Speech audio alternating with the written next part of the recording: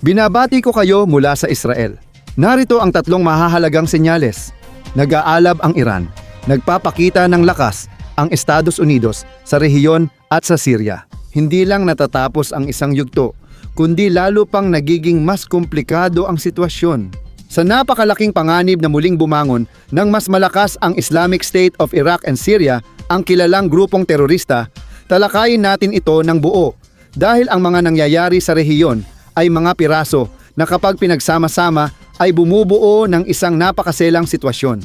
Simulan natin sa Iran dahil dito nagmumula ang karamihan ng tensyon sa bansang Persa. Nagbigay ng malinaw na ultimatum si Hepe ng Pulisya Ahmad Rasaradan. Binigyan niya ng 3 araw ang mga nagpoprotesta na tinawag niyang nalinlang para sumuko. May insentibo ang mensahe kung susuko sila, mas magaang ang parusa. Kung hindi sila susuko, mas malala ang sasapitin nila. At nangyayari ang lahat ng ito sa gitna ng isang sitwasyon kung saan ang mga numerong kumakalat ay hindi eksakto. Walang paraan para eksaktong makumpirma ang bilang. May mga ulat na nagsasabing 5,000 katao na ang nawalan ng buhay sa lahat ng kaguluhang ito. Sa Iran, may ulat na 8,000 hanggang 10,000 at ilang source ay nagsasabing 20,000 ang namatay. Lahat ng ito ay nangyari sa mga protesta at sa mga sagupaan, lalo na sa matitinding labanan sa mga lugar ng mga Kurdo sa Hilagang Silangan.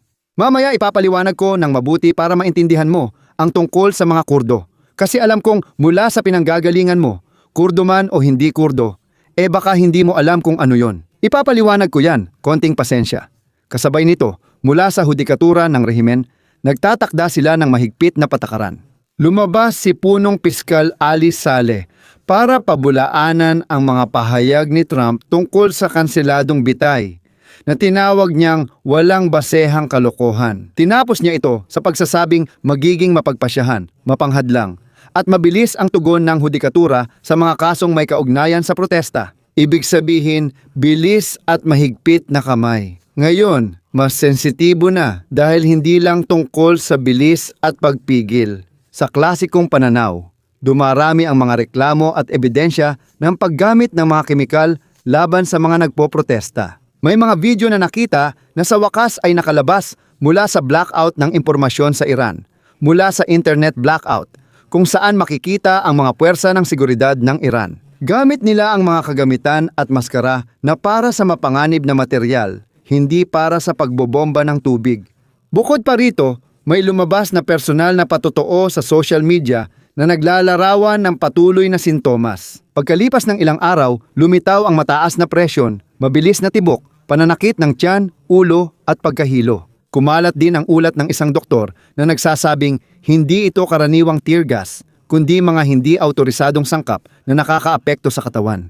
Kung mapapatunayan ito sa mas malawak na saklaw, magiging malaking hakbang ito sa panunupil na nagaganap ngayon sa Iran ng mga puwersa ng rehimen. Habang nangyayari iyon, may isa pang digmaan sa kalsada, ang digital na digmaan. Makinig kang mabuti dahil ang Iran ay nabiktima ng isang malakas na cyber attack na tumama mismo sa pangunahing ugat ng kanilang propaganda. May nangyaring panghihimasok ba sa pambansang broadcast? Para malaman mo lang, katulad ng nangyari noon kay Maduro sa Venezuela, na literal na inangkin ang telebisyon at ginagawa ang mahahabang talumpati, mahahabang pag-uusap at ang buong telebisyon ay naging simpleng telebisyon ng Estado. Sa Iran, pareho rin ang nangyayari, ngunit may digital na interbensyon. May pag-hack na konektado sa Iranyanong satellite na body na nakaapekto sa mahigit 10 television channel sa Israel. Imbes na panrelihiyon at opisyal na balita ng rehimen, ilang minuto ring lumabas ang mga lubos na ipinagbabawal ng sistema. Mga larawan ng mga protesta tungkol sa nangyayari sa kalsada. Sigaw ng kamatayan para sa diktador na si Khamenei at direktang mensahe sa mga sundalo at puwersa ng rehimen. Direktang sinasabi sa kanila na babarilin ang sariling kapatid, sumama sa bayan at ibaba ang armas.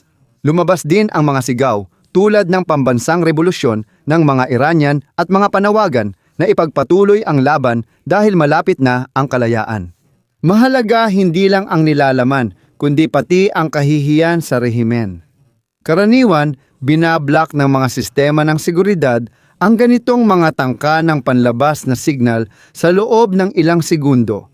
Pero ang nangyari ngayon ay isang napakahabang tagal ng ilang minuto. Isang bagay na kakaiba. Dito nagiging interesante ang lahat. Hindi ito nangyayari sa wala dahil habang sinusubukan ng Iran na patayin ang apoy sa loob na siyang sumasakal dito. Ang Estados Unidos ay muling inaayos ang kanilang mga puwersang militar sa paraang masyadong lantad para hindi natin mapansin. Sa larangan ng hukbong dagat. Dumadaan ngayon sa kipot ng Malacca ang United States ship Abraham Lincoln at strike group nito. Talaga bang umaalis na sila ngayon na may inaasahang papasok sa area ng operasyon ng Central Command ng Estados Unidos? Dito sa rehiyon, sa loob ng 57 araw, ang paglalakbay ng aircraft carrier sa Bay of Bengal at Indian Ocean ay nagpapakita ng presensya at kakayahan. Hindi pareho ang isang barkong nakatago at malayo sa baybayin ng Iran kumpara sa isang aircraft carrier kasama ang buong attack group nito, na sa huli ay magiging handang mag-park mismo sa harap ng Iran. Iniulat na 12 F-15 mula base militar ng Estados Unidos sa United Kingdom ang lumipad papuntang base sa Jordan. Noong nakaraang linggo, inilipat ng Estados Unidos ang 18 F-15 sa rehiyon. Mahalaga ito sa isang dahilan. Mula sa Jordan, ang mga eroplanong iyon ay nasa loob ng operational range hindi lang ng Iran, kundi pati ng Syria at Iraq. Hindi lang ito basta galaw para maganda sa mapa, kundi totoong pagpoposisyon na nangyayari ngayon. Pinag-uusapan din ang transport mission na nagpapabilis ng paglipat ng asset sa gitnang silangan na nangyari buong nakaraang linggo. Kasama na rito ang mga tangke ng CK-135R mula sa United Kingdom at isang dinamikong koordinadong galaw na tila dinisenyo para sa pananakot, ngunit kasabay nito ay pinananatili ang operasyonal na flexibility. Parang sinasabi mo na, narito ako at handa na ako, pero hindi ko pa sasabihin kung alin ang pindutang pipindutin. Lahat ng ito, malinaw naman, ay naglalagay sa ating lahat sa isang estado ng pag-aabang. Tandaan ninyo, gaya ng sinabi ko sa nakaraang video, walang nakakaalam kung kailan, paano, at saan ito mangyayari. Tanging ang mga direktang sangkot lang ang nakakaalam niyan. Sige, hindi lang Estados Unidos ang kumikilos. Napansin din ang pag-deploy ng mga kaalyadong Briton, Pranses, at Aleman na may Eurofighter sa Akrotiri, sa Cyprus, at pati na rin sa isang base sa Jordan. Ibig sabihin, napupuno na ang board. Ngayon, ang malaking tanong ng lahat ay, matatapos ba ito sa isang pag-atake sa Iran o puro pressure lang ito? Gaya ng sabi ko, lahat tayo tagapanood at hindi ko huhusgahan ang propeta. Ayon sa mga leak mula sa intelligence sources at ibinahagi sa Amerikanong media, hindi maganda ang takbo ng negosasyon ng Estados Unidos sa Iran. Tuloy ang diplomasya, pero habang nagaganap iyon, inihahanda na ang Plan B na ayaw talakayin ng kahit sino. Oh, sige, hindi malinaw kung ito ang planong A at diplomasya ang Plan B.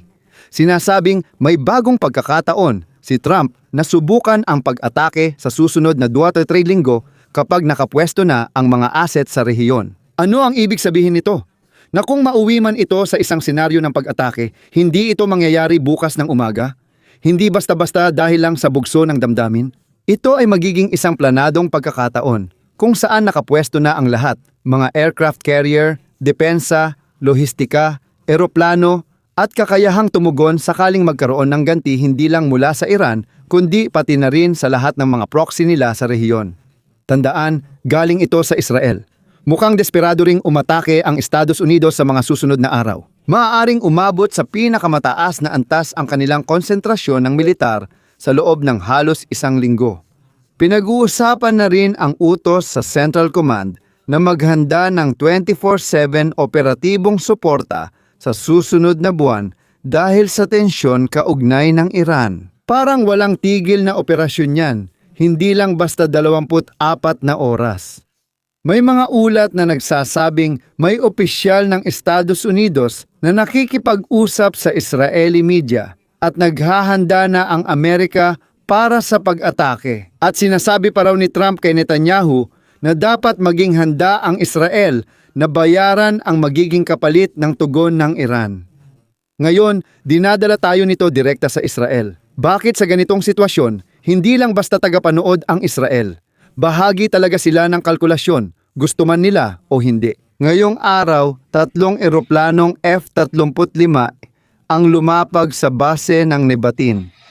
Lumayo muna tayo ng kaunti sa Iran at lumipat naman tayo ng kaunti patungo sa China. Gusto kong ibahagi ang isang balita na sa totoo lang, medyo kakaiba talaga, pero sa parehong panahon ay nakakaalarma. May kaugnayan ito sa Ministro ng Depensa. Sinuspinde ng Israel ang paggamit ng mga electronic na sasakyan mula China na talaga namang sumisikat ngayon, lalo na ang BYD dahil sa seryosong mga alalahanin sa cybersecurity. Dito, hindi pinag-uusapan kung gusto ko ang China o hindi, kundi ang mga sensor, camera, mikropono, sistema ng komunikasyon, real-time na datos, audio, video, geolokasyon at biometrikong impormasyon. Sa Israel, kahit anong kilos ng opisyal, base, pagpupulong o ruta ay maaaring sensitibong impormasyon. Ang ideya na ang isang sasakyan ay maaaring gumana gamit ang isang mobile data platform ay isang panganib na ayaw pasukin ng sino man dito. At siguradong para sa iba, maaaring mukhang overacting ito. Pero kung iisipin mo, at kung ganoon, ibig sabihin hindi talaga nila ito lubos na nauunawaan. Ngayon, ang isang modernong kotse, tulad ng mga dumarating mula sa China, ay hindi lang basta kotse. Isa na itong computer na may mga gulong. At kung saan may computer, may kahinaan. At kung saan may kahinaan, may posibilidad ng espiya at dito eksperto ang Israel. Sige, gagamitin ko ang pagkakataong ito para bigyan ka ng sandali. Ang ilang segundo na kailangan mo para pindutin ang subscribe button na libre naman. Pindutin ang kampanita para ma-update ka sa bagong upload. Aktibo rin ang membership para may access ka sa grupo.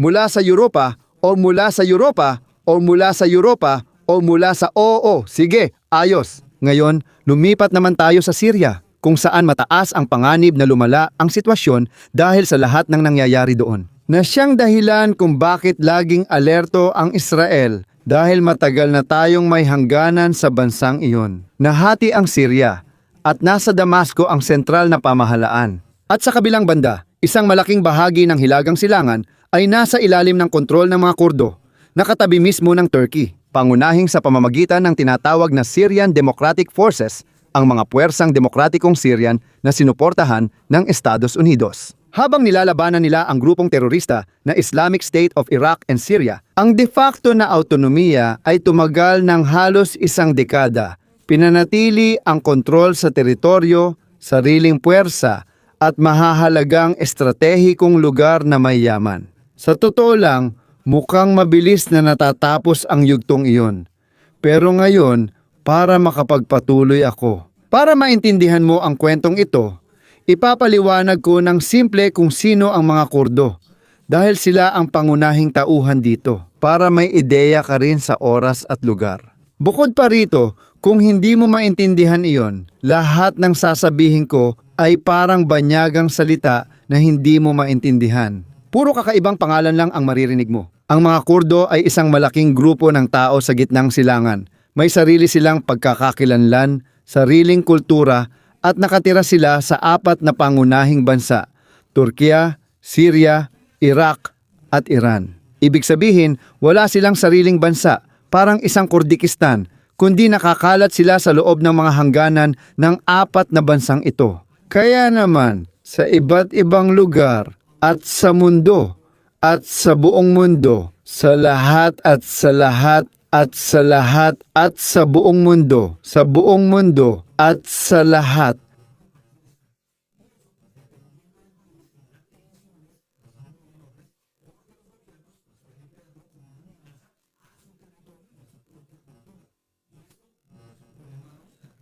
At sa Rico. Kailangan mo bang malaman kung sino ang mga pader? At sa ganitong konteksto, malinaw o tiyak, dumating si Aramuk at umabante. Nandito ang SLF, ibig sabihin, ang mga puwersang demokratikong Siryano dito. Isa pang mahalagang impormasyon, ang Syrian Democratic Forces ay ang daglat ng mga puwersang demokratikong Siryano na isang alyansa ng mga armadong grupo na pangunahing kumikilos sa hilagang silangan ng Syria. At karamihan sa kanila ay binubuo ng mga mandirigmang Kurdo, na ngayon ay alam mo na kung sino sila.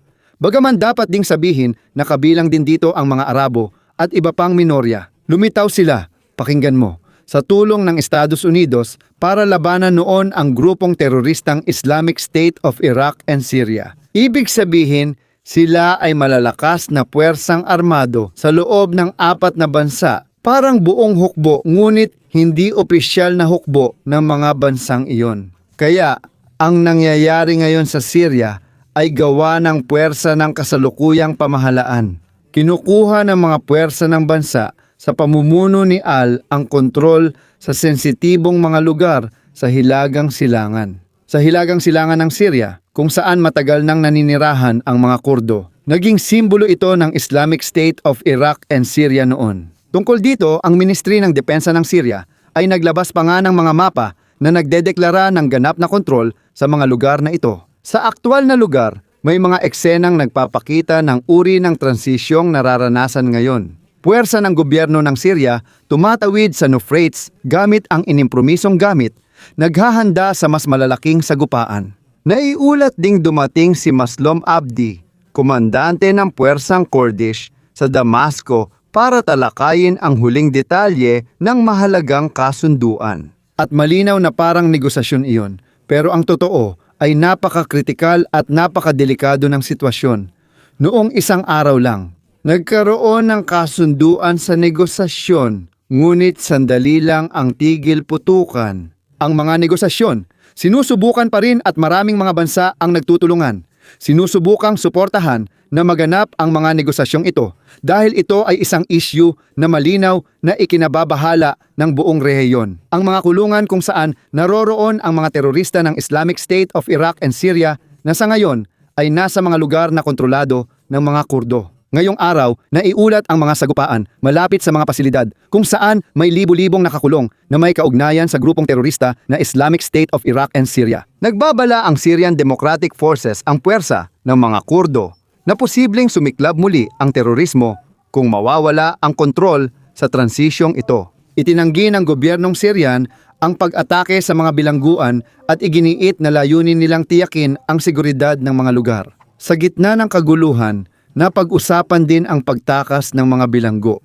Kung mapapatunayan iyan sa mas malawak na saklaw, isa itong bombang maaaring sumabog kahit kailan, hindi lang sa Syria kundi pati sa mga kalapit nitong bansa. Hindi lang dahil sa bilangguan, nandyan din ang kampo ng Al-Ol na palaging naging malaking problema dahil sa dami ng mga taong direktang o hindi direktang konektado sa Islamic State of Iraq and Syria. May mga naiulat na kilos at paglabas sa gitna ng kaguluhan at iyon ay sa isang hindi matatag na lugar. Iyan mismo ang uri ng bagay na kalaunan ay nagdudulot ng problema.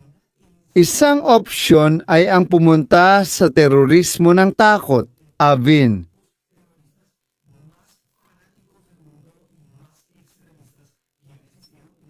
Matindi ang terorismong terorista, namamatay ang tao.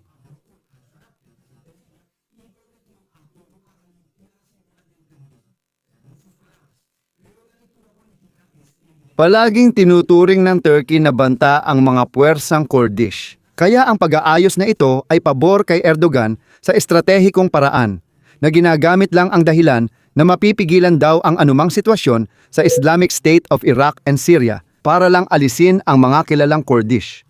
Totoo rin, hindi gumagalaw si Erdogan nang walang pakinabang. At isang mahalagang impormasyon na nagbabago ng laro ay ang pagkuha ng gobyerno ng Syria ng kontrol sa mga mahahalagang energy fields tulad ng Omar at Konoko. Hindi lang ito tungkol sa mapa, ito ay pera, impluensya at kapangyarihan. Madali lang magmuni-muni kapag mabilis na papalitan ang namumuno sa teritoryo. Hindi lang kung sino ang may kontrol ang panganib. Ngayon, hindi ang araw kundi ang puwang sa proseso. At ang puwang sa rehiyong ito ay minsan napupunan ng isang estado o minsan ay maaaring mapunan ito ng isang grupong terorista tulad ng Islamic State of Iraq and Syria. Direktang nauuwi ito sa Iraq kung saan pinalalakas ng mga puwersang Iraqi ang hangganan nila sa Syria dahil sa takot na yon. Ang kaguluhan sa hilagang silangang Syria ay maaaring magpalaya sa mga operatiba ng Islamic State of Iraq and Syria at magdulot ng paglusot at pag-atake. Ayon sa pangalawang pinuno ng operasyon ng Iraq, ligtas ang mga hangganan at handa silang pigilan ang anumang pagtawid ng terorista. Hindi ito paranoia.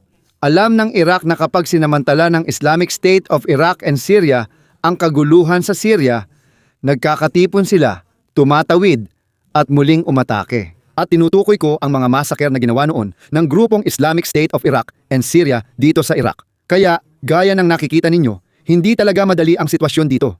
Ganito ang kalagayan ng rehiyon ngayon. Kaya't magiging mapagmatyag kami sa pag-usbong ng bawat isa sa mga sitwasyong ito at higit sa lahat sa mga kilos ng Estados Unidos. Sa harap ng banta ng pag-atake sa Iran, na hindi lang nananatiling posible kundi lalo pang lumalakas. At mukhang seryoso na ito, kaya huwag kalimutang mag-like, mag-subscribe, magkita-kita tayo, musika.